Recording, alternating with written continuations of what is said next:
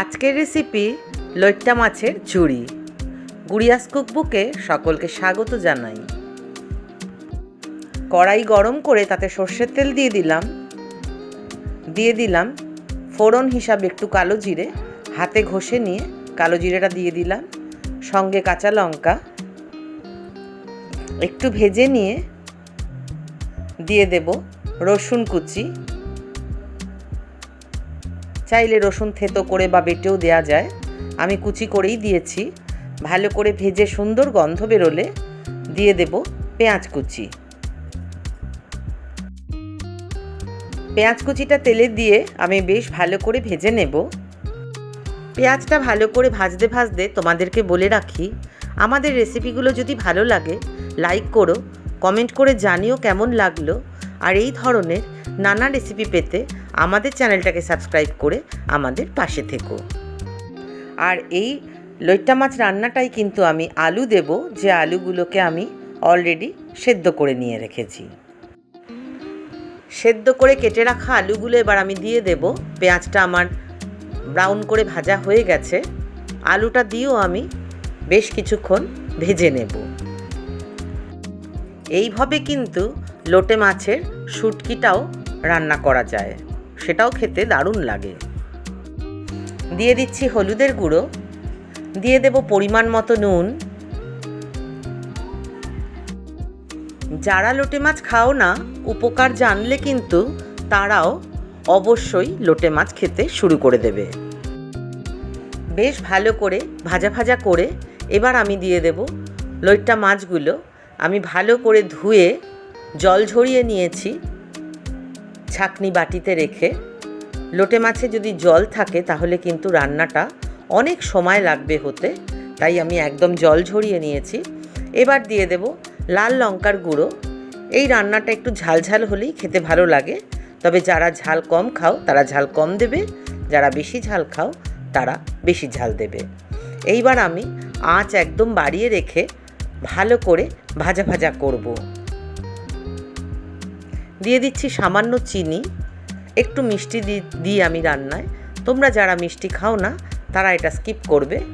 এবার আমি আঁচটা বাড়িয়ে রেখেই ভালো করে ভাজা ভাজা করে নেব। আলু দিয়ে লইট্টা মাছ রান্না করলে পরিমাণে তো বাড়বেই, আর সঙ্গে জলটা শুকোতে কিন্তু সময় কম নেবে। তাই একটু আলু দিয়ে রান্না করলে রান্নাটা তাড়াতাড়ি হবে, গ্যাসটা কম লাগবে, আর পরিমাণেও বেশ বাড়বে। কারণ লইট্টা মাছ কিন্তু ঝুরি করলে পরিমাণে একদম কমে যায়।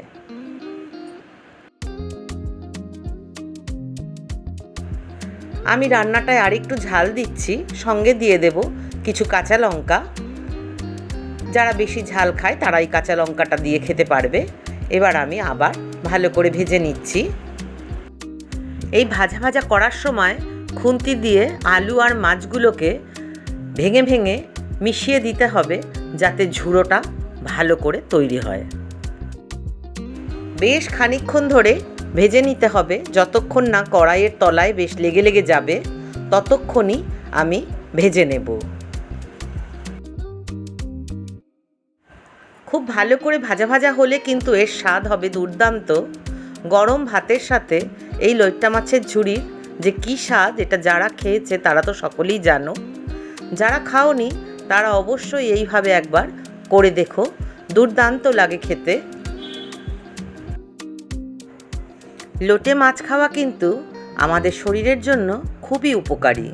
এতে রয়েছে প্রচুর পরিমাণ প্রোটিন, যা আমাদের শরীরের পেশির গঠনে সাহায্য করে।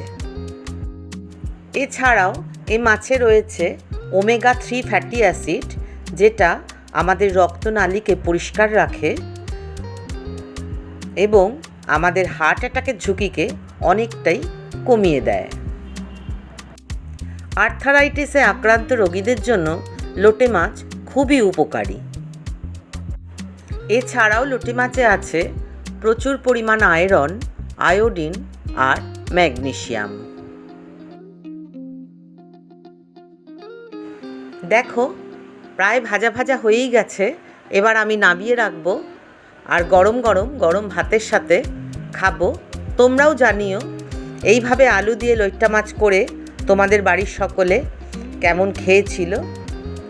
দেখো কি দারুণ দেখতে হয়েছে। দেখো একদম রেডি। আজকের মতো টাটা, আবার দেখা হবে অন্য কোনো দিন অন্য কোনো রেসিপি নিয়ে।